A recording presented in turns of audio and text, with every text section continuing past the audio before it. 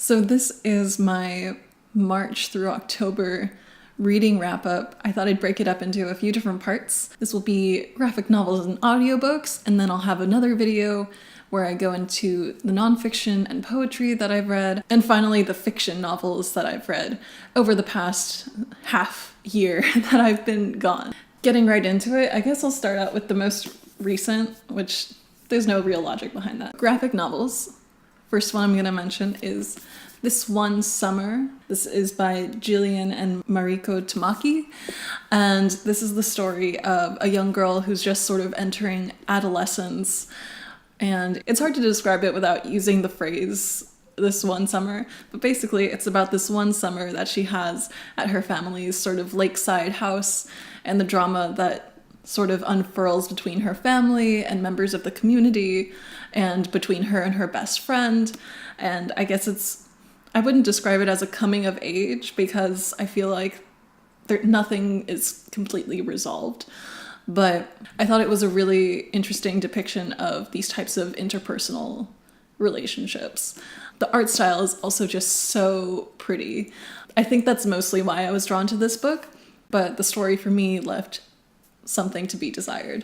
Next graphic novel I'm going to mention is Mouse by Art Spiegelman. This is a graphic novel in which Spiegelman tells the story of his father's survival as a Jewish man during the Holocaust.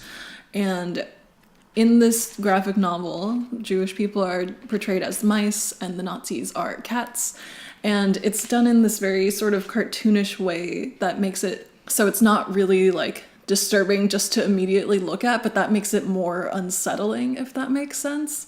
And not only does it recount the story of his father's survival, but it also sort of touches on the strange relationship between father and son. I haven't read part 2 yet, and I'm really excited to because I thought this was amazing. Next, for audiobooks, toward the beginning of the year, I listened to The Princess Diarist by Carrie Fisher.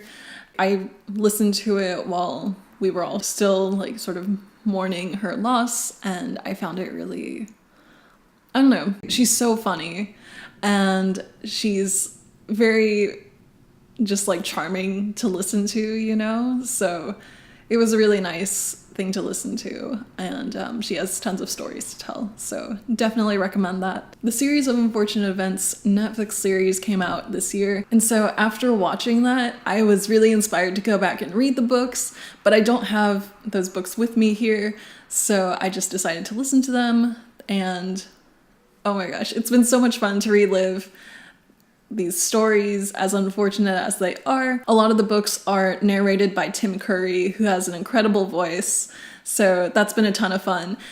Daniel Handler, aka Lemony Snicket, also narrates a few of them, and I saw people giving those versions a lot of hate, but I actually thought they were pretty good. Like, they're not as cartoonish as Tim Curry's version, but I still think he effectively tells the story. I've listened to books 1 through 4, so that's The Bad Beginning, The Reptile Room, The Wide Window, and The Miserable Mill. And I'm excited to continue on this journey because it's really made me remember how much I loved these books. So that's it for graphic novels and audiobooks. Let me know if you read or listened to any of these because I'd love to know what you thought of them. I'll see you next time with some nonfiction and poetry.